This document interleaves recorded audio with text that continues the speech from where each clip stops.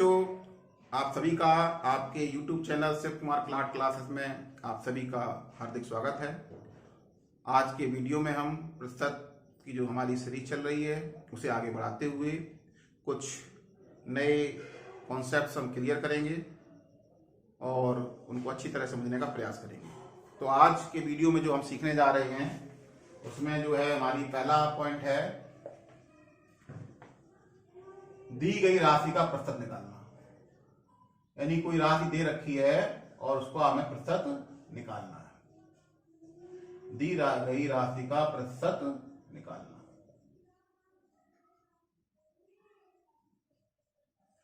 अगला पॉइंट जो है, कॉन्सेप्ट जो है वो समझने का प्रयास करेंगे। एक राशि का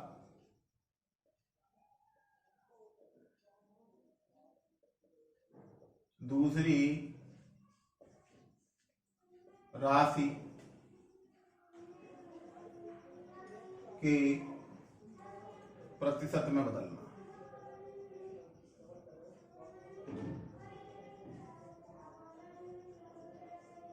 तीसरा कॉन्सेप्ट जो हम समझेंगे वो समझेंगे बढ़ा हुआ प्रतिशत ज्ञात करना।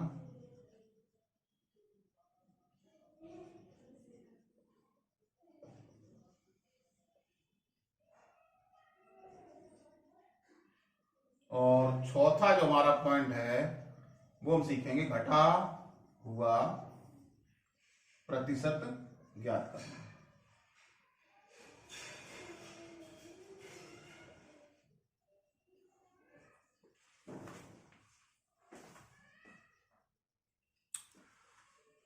तो हमारा पहला पॉइंट है दी गई राशि का प्रतिशत निकालना। यानी कोई राशि हमें दे रखी है, कोई राशि हमें दे रखी है और उस दी गई राशि का प्रतिशत पूछा जाएगा कि इतना प्रतिशत निकालिए। तो हम वो प्रतिशत कैसे निकालेंगे उसे हम समझेंगे। एक एग्जांपल लेते हैं। एग्जांपल कह रहा है कि 500 रुपए का 35% ज्ञात कीजिए। ठीक है, 500 रुपए का 35% ज्ञात कीजिए। यानी 500 का 35% यानी उसमें करेंगे गुणा 35%। 500 का मतलब गुणा 500 का 35%, 500 गुणा 35%। और इसे कैसे लिखेंगे? 500 का 35% बराबर क्या हो जाएगा? 500 गुणा 35। और प्रतिशत का मतलब हमने क्या समझा था? प्रतिशत का मतलब होता बट्टे 100। 1/100 यानी बट्टे 100। तो बट्टे 100 कर देंगे। ठीक, 0 से 0, 0 से 0, सरल कर लिया इसको। 5 पच्चम 25, 25 की 5 हाथ से लगी 2, 5 दिए 15 और 2 17। तो 500 का 35% हमारा कितना निकल जाएगा? 175 रुपए। ठीक है, तो इस तरीके से किसी भी संख्या का परसेंटेज निकालते हैं। कोई भी संख्या, बड़ी से बड़ी संख्या हो या छोटी से छोटी संख्या हो, उस संख्या में गुणा करेंगे। जितना भी परसेंटेज है उसको लिखेंगे। 35 है तो 35 गुणा लगाएंगे, 15 है 15 गुणा लगाएंगे और बटे 100 कर देंगे। और उसके बाद जो है इसे हम सॉल्व कर लेंगे, सरल कर लेंगे तो हमारा आंसर आ जाएगा। ठीक है, और अगला हमारा पॉइंट है एक राशि का दूसरी राशि के रूप में प्रतिशत बदलना है हमको। ठीक है, यानी एक राशि का दूसरी राशि के प्रतिशत को कैसे बदलेंगे वो हम सीखेंगे। तो उसको एक एग्जांपल लेते हैं। जैसे कि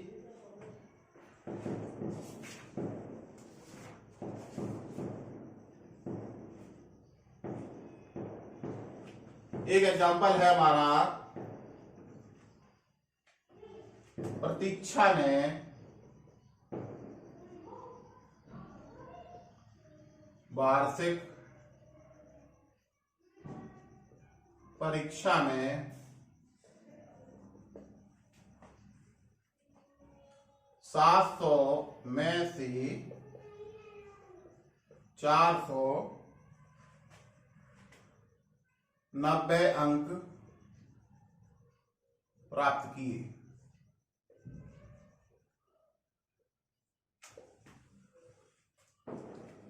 उसे कुल कितने प्रतिशत मिले, उसे कुल कितने प्रतिशत अंक मिले। ठीक, एक हमारा छोटा सा एग्जांपल है। प्रतीक्षा नाम की एक लड़की है, उसने वार्षिक परीक्षा में बैठी है, 700 का उसका पूर्णांक था, उसे 490 अंक प्राप्त हुए हैं। तो हमें ये निकालना है कि उसने कितने प्रतिशत अंक प्राप्त किए हैं। ठीक, तो इसका निकालने का तरीका क्या होता है, कुल पूर्णांक हमारा क्या है, तो कुल यानी हमें प्राप्तांकों का प्रतिशत निकालना है, प्राप्तांकों का प्रतिशत यानी प्राप्तांक प्रतिशत कितने हैं। तो 700 में से 490 मिले हैं, कितने में से, 700 में से 490, यानी प्राप्तांक हमारा क्या है, और बटे पूर्णांक और गुणा 100। ठीक, इतना करने के बाद जो हमारा रिजल्ट आएगा वो हमारा प्रतिशत निकल आएगा कि मुझे कितने प्रतिशत अंक प्राप्त हुए। ठीक है, तो प्राप्तांक कितना है, 490, पूर्णांक हमारा कितना है, 700 गुणा 100।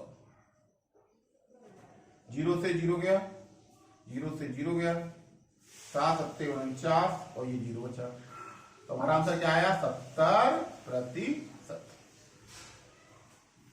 ठीक, तो हमारा प्राप्तांक प्रतिशत कितना आया, 70% आया। यानी 700 का हमें निकालना था कि 490 अगर अंक प्राप्त हुए हैं तो उसे कितने अंक प्राप्त हुए, कितने प्रतिशत अंक प्राप्त हुए। ये तो हमारा सीधा सीधा फंडा लगाया हमने, प्राप्तांक बटे पूर्णांक गुणे 100। यानी किसी भी परीक्षा में अगर परसेंटेज निकालनी है तो उसका तरीका यही होता है, जो भी प्राप्तांक हमने प्राप्त किए हैं और टोटल पूर्णांक से भाग करते हैं, गुणा 100 कर देते हैं। अगर हमें सूत्र नहीं पता है, अगर हमें कॉन्सेप्ट क्लियर है, तब भी हम ज्ञात कर सकते हैं। जैसे कैसे ज्ञात कर सकते हैं, तब कैसे निकालेंगे कि 700 में से कितने अंक प्राप्त हुए हैं, यानी 700 में से प्राप्त अंक कितने अंक मिले, 490। यानी कहने का मतलब 700 का पूर्णांक था तो उसे 490 प्राप्त हुए अंक। अगर चूंकि 700 में से प्राप्त अंक थे 490, यह इसलिए अगर एक अंक का पूर्णांक होता तो कितने अंक मिलते उसे, भाई 700 का पूर्णांक था, प्राप्तांक 490, अगर एक अंक का पूर्णांक होता तो उसे मिलते 490 बटे 700। ठीक, और अगर 100 का पूर्णांक होता तो कितने मिलते, 490 बटे 700 गुणा 100। यही तरीका सिंपल होता है ना, जो हम बचपन से सीखते आ रहे हैं। ठीक है, तो बचपन में जो हमने सीखा उसी का प्रयोग करके हमने ये निकाला है। और देखिए ये संख्या और ये संख्या हमारी कैसी है, सेम आ रही है। तो हमने कॉन्सेप्ट भी सीखा था कि प्रतिशत का मतलब हो गया 100 पर कोई भी संख्या निकाली जाती है, 1000 पे नहीं, 100 पे, 100 पे कोई संख्या निकाली जा रही है तो वो हमारा प्रतिशत कहलाता है। अगर 1000 रुपए का पूर्णांक होता तो भी हम ये मान के चलते, अगर 100 का पूर्णांक होता तो कितने अंक प्राप्त होते, यानी 100 पर जो वैल्यूएशन की जाती है वही हमारा परसेंटेज कहलाता है। तो इस तरीके से हम आसानी से कॉन्सेप्ट का प्रयोग करके परसेंटेज ज्ञात कर सकते हैं। तो हमने सीखा एक राशि का दूसरी राशि में कैसे जो है प्रतिशत निकाला जाता है। अगला हमारा कॉन्सेप्ट है बड़ा हुआ प्रतिशत ज्ञात करना, यानी कोई संख्या घट बढ़ रही है तो उसका कैसे निकालेंगे। ठीक है, तो बड़ा हुआ प्रतिशत निकालने के लिए एक एग्जांपल लेके चलते हैं।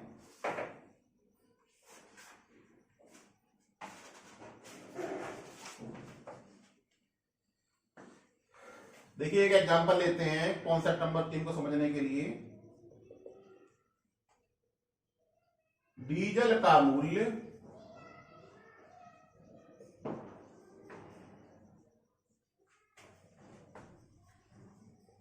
27 रुपए 50 पैसे था, ठीक है, प्रति लीटर।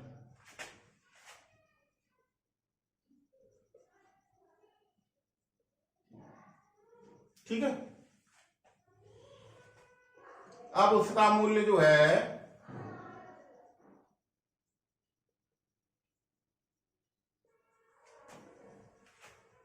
33 रुपए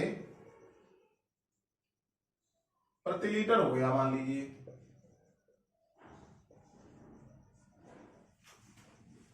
ठीक है, तो डीजल के मूल्य में कितने प्रतिशत की वृद्धि हुई? डीजल के मूल्य में कितने प्रतिशत की वृद्धि हुई? देखिए एग्जाम्पल है, ये एग्जाम्पल को एग्जाम्पल की तरह से समझें।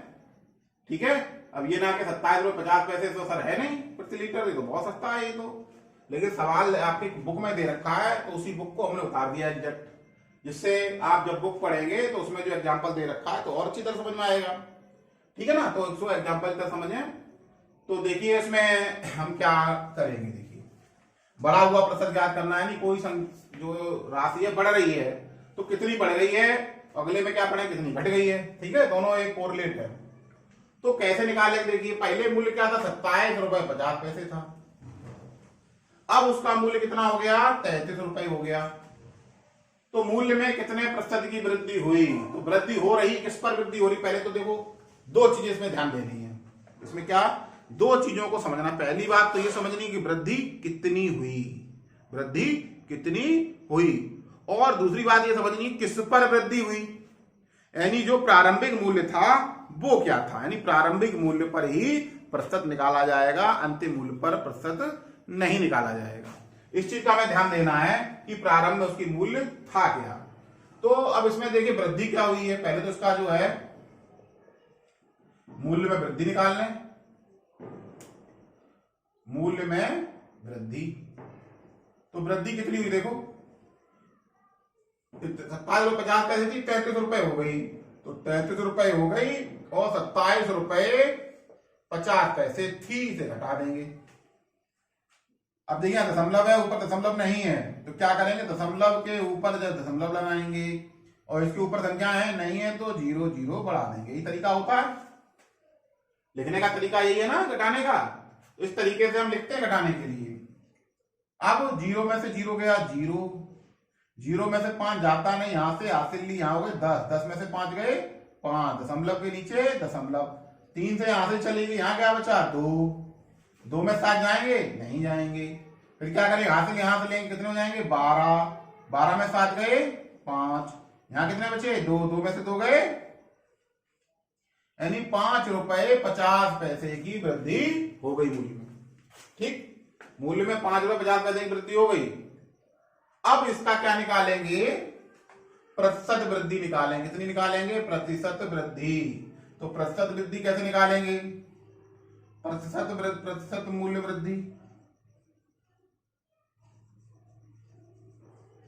तो कुल वृद्धि यानी कुल वृद्धि यानी कुल कितना बढ़ा बटे प्रारंभिक मूल्य, बटे प्रारंभिक मूल्य, यानी जो प्रारंभ में मूल्य क्या था। ठीक है, और गुणा 100 कर देंगे। ठीक, तो कुल वृद्धि हमारी 5.50 बटे प्रारंभिक मूल्य हमारा कितना था 27.50, 27.50 यानी 27.50 गुणा 100। इतना कर लिया, इतना समझ में आया। कुल वृद्धि बटे प्रारंभिक मूल्य गुणा 100। ठीक है, कुल वृद्धि कितनी हुई वो घटा के हमने निकाल ली, बटे प्रारंभिक मूल्य। जो भी हम परसेंटेज बढ़ा हुआ है घटा हुआ निकालते हैं वो प्रारंभिक मूल्य पर ही निकाला जाता है, इसको विशेष ध्यान देना है। कहीं भी गलती से आपको अंतिम मूल्य से भाग नहीं करना है, प्रारंभिक मूल्य से ही आपको भाग करना है, इस चीज का विशेष ध्यान देना है। ठीक है, इसी में ज्यादातर बच्चे गलती करते हैं।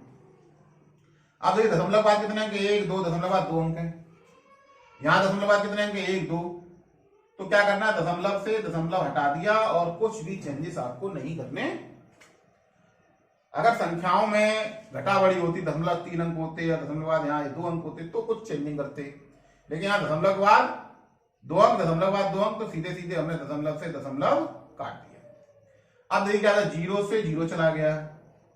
अब यहाँ 55 बचा है, यहाँ 275 बचा। अब इसे हल करेंगे, इससे देखिए ये 55 है, 272 है, इसके अंत में इकाई का अंक क्या है 5 है, इकाई का अंक 5 है, इसमें भी इकाई का अंक 5 है।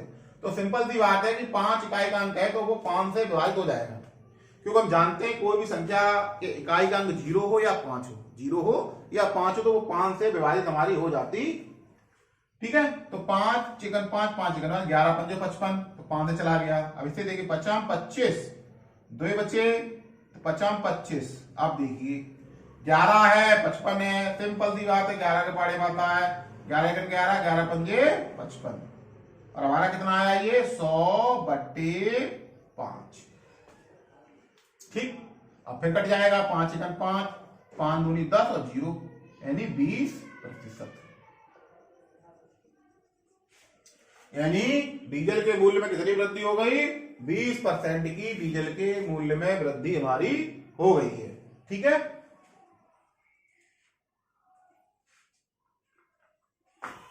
इसी प्रकार हम लोग समझेंगे चौथा पॉइंट कि घटा हुआ प्रतिशत कैसे निकालेंगे।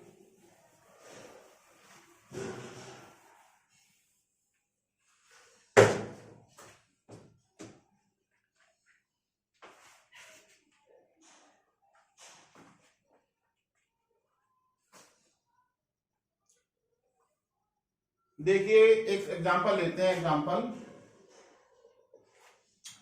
चीनी का मूल्य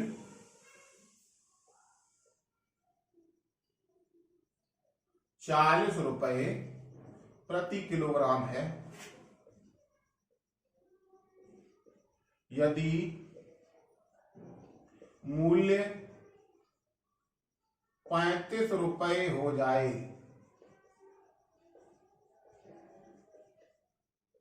तो मूल्य में कितने प्रतिशत वृद्धि ऑब्लिक कमी हुई? ठीक है, तो देखिए सवाल को पहले समझे। चीनी का मूल्य 40 रुपए प्रति किलोग्राम था, कितना था 40 रुपए, यानी 1 किलो चीनी 40 रुपए की मिल रही थी। अब क्या हो गया है कि 35 रुपए हो गया मूल्य, यानी 35 रुपए की 1 किलो मिलने लगी है। तो पूछा है कि मूल्य में कितने प्रतिशत की वृद्धि ऑब्लिक कमी हुई, सबसे पहले तो यही पूछ रहा है वो कि वृद्धि हुई या कमी हुई। तो बताइए बच्चों क्या हुआ, मूल्य 40 रुपए था 35 हो गया, तो वृद्धि हुई कमी हुई? तो सिंपल सी बात है 40 था 35 हो गया, इसका मतलब हमारी मूल्य में कमी हुई है। पहली बात तो ये पता चली कि मूल्य में कमी हुई है। ठीक, और पूछा क्या कितने प्रतिशत हुई है, प्रतिशत की बात कर रहा है, तो ये तो पता चला कमी हुई है। कमी कितने प्रतिशत हुई है, कमी पूछता तो सीधे सीधे निकाल लेते 5 रुपए कम हो गया पर केजी, पर इसमें पूछा क्या परसेंटेज पूछा गया है कि प्रतिशत कितने प्रतिशत की कमी हुई है। तो वही सिंपल सा फंडा पहले ये निकालना है कि कमी हुई कितनी है। ठीक है, तो मूल्य में कमी, तो मूल्य में कमी कितनी हुई? 40 रुपए थी 35 रुपए हो गई, यानी कुल 5 रुपए कम हो गए। कितने कम हो गए? 5 रुपए हमारे कम हो गए मूल्य में, चीनी के दाम में पर किलो 5 रुपए हमारा बचने लगा। ठीक, अब निकालना प्रतिशत कमी निकालनी है, प्रतिशत मूल्य में कमी।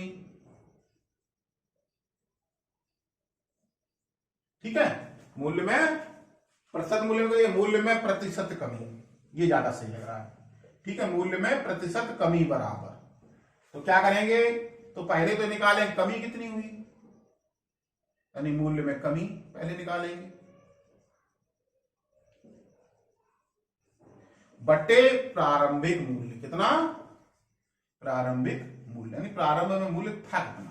इस चीज का विशेष ध्यान रखेंगे, बढ़ा हुआ प्रतिशत निकाल लेंगे या घटा हुआ प्रतिशत निकालेंगे तो जो प्रारंभिक मूल्य पर ही निकाला जाता है, इसलिए बटे प्रारंभिक मूल्य ही किया जाएगा। और उसके बाद क्या कर देंगे, गुणा 100 कर देंगे। ठीक, इतना समझ में आया। मूल्य में प्रतिशत कमी के लिए क्या निकालें, परसेंटेज कमी निकालनी है। कमी निकालना होता तो 5 रुपए प्रति किलो कम हो गया, लेकिन परसेंटेज कमी को निकालनी है तो उसके लिए क्या करें, मूल्य में कमी बटे प्रारंभिक मूल्य और गुणा 100 कर देंगे। किसमें कर देंगे, अंश में 100 का गुणा कर देंगे। मूल्य में कमी कितनी थी, 5 रुपए, प्रारंभिक मूल्य कितना 40 रुपए, गुणा कितना करते हैं 100। ठीक, अब क्या करें, देखिए 0 से 0 चला गया, 5 9 50 हो गया बटे 4 हो गया। ठीक है, अब इसको जो है हम भाग करेंगे।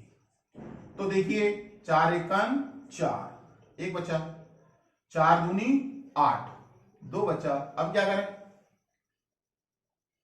अब दशमलव लगाएंगे, 0 बढ़ाएंगे, 4 पंजे 20 हो जाएगा, 12.5% की कमी होगी। देखिए छोटा छोटा हमने लिख लिया ना, ये अपने ध्यान के लिखा, जरूरी नहीं आप लिखो, आप डायरेक्टली भी कर सकते हो, लेकिन हमें समझाने के लिए लिखा। 4 एकम 4, 1 बच्चा तो 10 हो गए, 4 दूनी 8, तो 10 है यहाँ पे, 8 गए तो 2 बच्चे। अब उतारा लेने के लिए कुछ नहीं है तो दशमलव लगाया, 0 बढ़ाया, 4 पंजे 20 हो गए। इस तरीके से हमने प्रतिशत निकाल लिया। तो आज हम लोगों ने आज के वीडियो में दी गई संख्या का राशि का प्रतिशत निकालना सीखा, एक राशि का दूसरी राशि के प्रतिशत में बदलना सीखा, बढ़ा हुआ प्रतिशत ज्ञात करना सीखा और घटा हुआ प्रतिशत ज्ञात करना हम लोगों ने सीख लिया है। तो बच्चों उम्मीद करता हूं ये वीडियो आज का आपको अच्छा लगा होगा, समझ में आया होगा, आपके लिए बहुत मीनिंगफुल रहा होगा। और मिलेंगे अपने नेक्स्ट वीडियो में। अगर कोई भी सजेशन हो तो आप कमेंट बॉक्स में बता सकते हैं। तो हम मिलते हैं अपने नेक्स्ट वीडियो में। Thank you, thanks for watching, धन्यवाद।